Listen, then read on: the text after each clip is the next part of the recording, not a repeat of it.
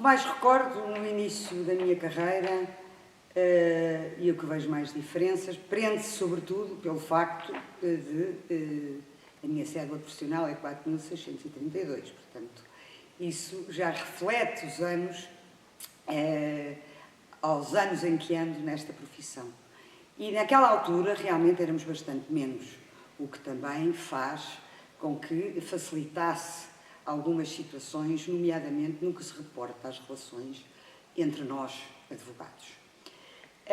Mas aquilo que eu vejo de maiores diferenças é que existia um respeito, uma solidariedade, uma interajuda entre todos nós e também com os outros operadores da justiça, fossem os notários, os conservadores, os magistrados ou os funcionários judiciais, existia entre todos uma interajuda, uma relação quase que pessoal que se ia estabelecendo, que contribuía muito para que a justiça fosse, de facto, quanto a mim, nessa altura, uma presença e tinha um respeito e havia uma dignidade que hoje em dia, infelizmente, não se assiste.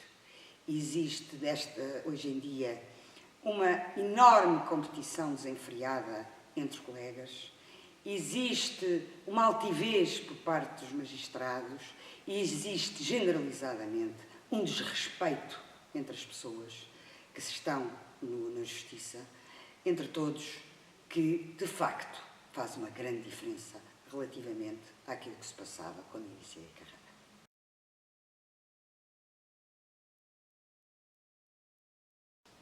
Para mim, tive duas histórias inesquecíveis durante o exercício da advocacia, as duas ocorridas nos idos anos 90.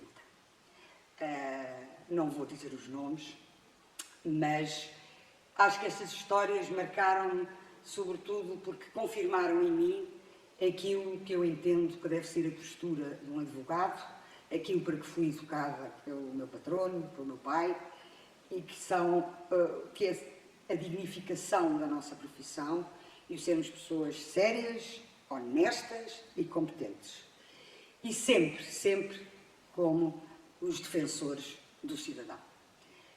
Estes dois episódios que ocorreram comigo reportam sobretudo a relação e a admiração com que fiquei por dois colegas em que assisti a atitudes que realmente espelham bem o que era, nessa altura, a relação entre advogados e a seriedade, hombridade dos advogados em Portugal.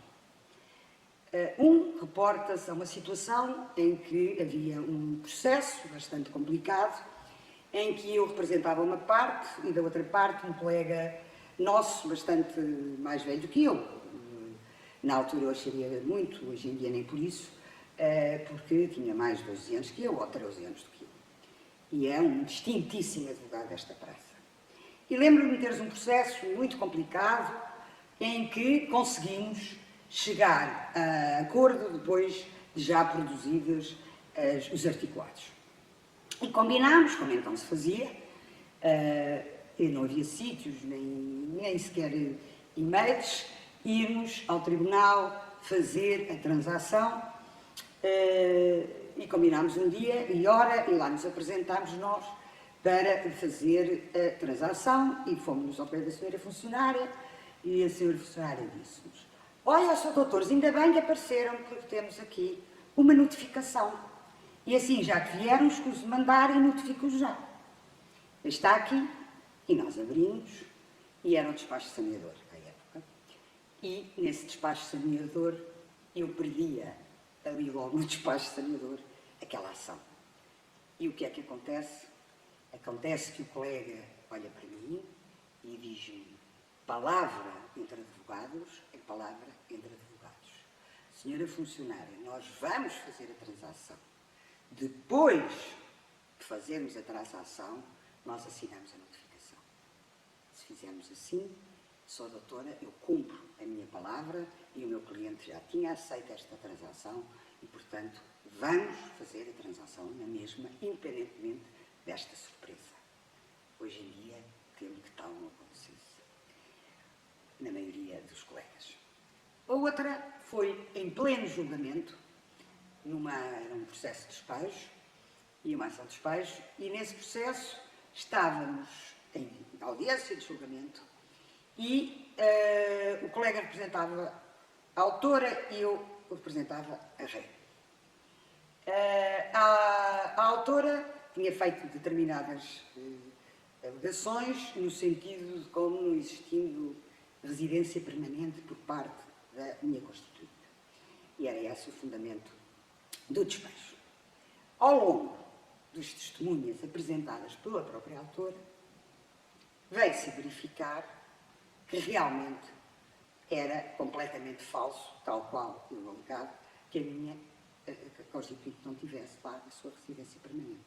E foi de tal maneira evidente que o colega levantou-se e disse, falou com a constituinte, ele que estava ao lado dele, e levanta-se e diz: eu vou renunciar ao mandato neste preciso momento, porque ficou evidente e claro que realmente a minha constituinte me tinha mentido e, portanto, está completamente excluído que eu a continuo a representar.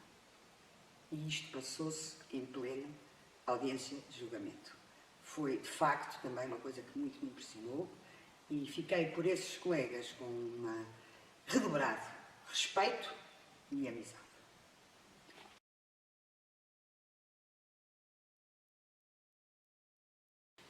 Iniciei muito cedo a minha colaboração com a Ordem dos Advogados. Comecei por 1980 e muito pouco, 2, depois 1 ou 3. Não, muito. Foi a seguir ao Código dos Sociedades Comerciais. Foi em 1987, embora já tivesse colaborado, quer com consulta jurídica gratuita, quer com algumas ajudas na formação. Em 87 passei a ser responsável do curso das sociedades, do Direito das Sociedades nos Estados.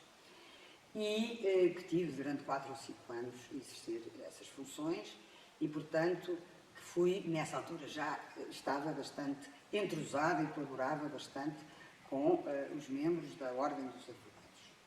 Depois, curiosamente, também uma situação que hoje penso que não fosse muito vulgar a acontecer, fui convidada a integrar o Conselho Distrital, nessa altura era Conselho Distrital, presidido pelo Dr. Rodolfo Lavrador, a quando da mandato de bastonária da doutora Maria Jesus Serra Lopes. Eu tinha concorrido por uma lista que tinha perdido e que, portanto, não fazia parte do Conselho Distrital eleito. Logo no início das funções e da tomada de posse do Conselho Distrital, foi, nesse momento, pouco tempo depois, 2 meses ou 3 no máximo, houve um membro do Conselho Distrital que teve que sair. E nessa altura fui convidada pelo Dr. Rodolfo, pela Sra. Bastonária Maria Jesus Serra Lopes, para vir integrar o Conselho Distrital. Nessa altura havia, de facto, uma grande ligação entre todos nós, independentemente das nossas diferenças e programas e pensamentos e ideologias, nós tínhamos todos uma consciência cívica muito marcada, havia uma vitalidade muito grande em todos nós, nessa altura, e uma vontade de colaboração voluntária a bem de todos nós e da classe, que levava a que realmente nós conseguíssemos ultrapassar as nossas diferenças em prol, no fundo, do que achávamos que seria melhor para os interesses da classe. Depois estive no Conselho Geral, no primeiro mandato do nosso querido Júlio Castro Caldas, que também fiz parte aqui do Conselho Geral. Depois nunca mais vim a integrar órgãos da Ordem, embora sempre com bastante intervenção e relação com variados bastonários e variados membros da Ordem dos Advogados, nomeadamente no que se refere ao Boletim da Ordem dos Advogados, no que se refere à organização dos congressos, onde acabei por estar sempre bastante envolvida. Fiz depois, a partir, digamos, de 2008, 2010, por aí, deixei de ter uma colaboração tão próxima e eis não quando ressuscitei nestas últimas eleições, desta feita, como presidente, apresentei-me, ganhei e sou a atual presidente da delegação da Ordem dos Advogados. Por isso, a minha relação com a Ordem dos Advogados foi muito intensa. É muito diferente hoje em dia, quanto a mim, que tenho ainda por cima a possibilidade de aferir isso pelas funções que atualmente desempenho. Acho que há uma grande diferença, exatamente naquele ponto que há pouco referi a propósito da anterior pergunta. É que existe hoje em dia muito menos interajuda, sentido cívico, capacidade de ultrapassar as agendas pessoais para nos focarmos no que é a dignificação da advocacia e na necessidade que temos de estar unidos, independentemente de todas as nossas diferenças, na defesa dos interesses da nossa classe e também dos cidadãos.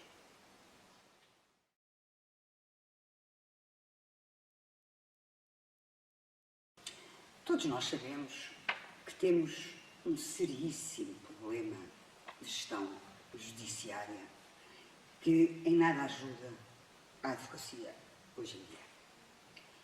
Tal deve-se bastante menos, quanto a mim, da falta de meios que tanto se alardeia.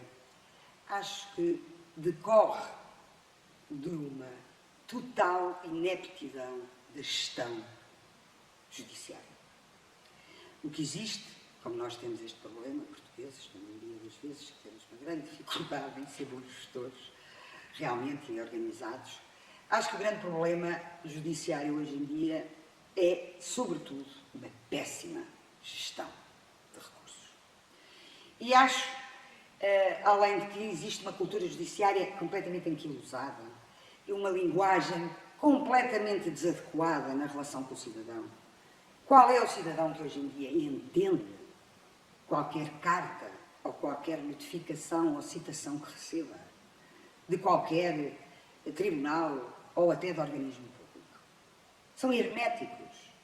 Há advogados que, com certeza, consideram que isso é muito bom, que obriga-se que o cidadão tenha que recorrer sistematicamente ao advogado.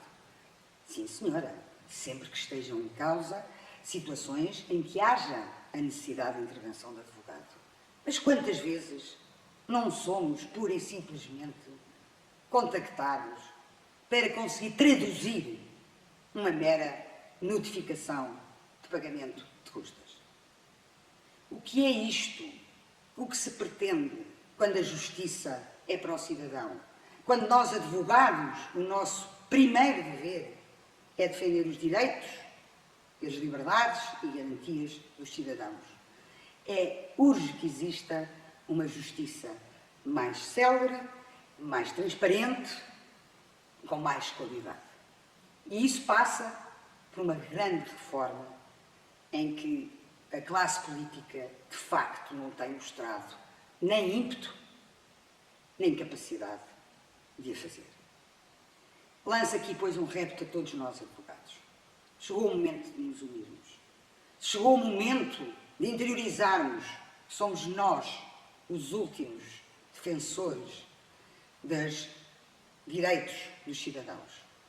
Temos que pugnar todos juntos porque exista, de facto, uma justiça que sirva os cidadãos. Temos que nos unir, temos que nos voltar a agregar entre nós, independentemente dos nossos pontos de vista, esquecermos as capelinhas, esquecermos as tricas e todos nós, juntos, lutarmos pela dignificação da advocacia.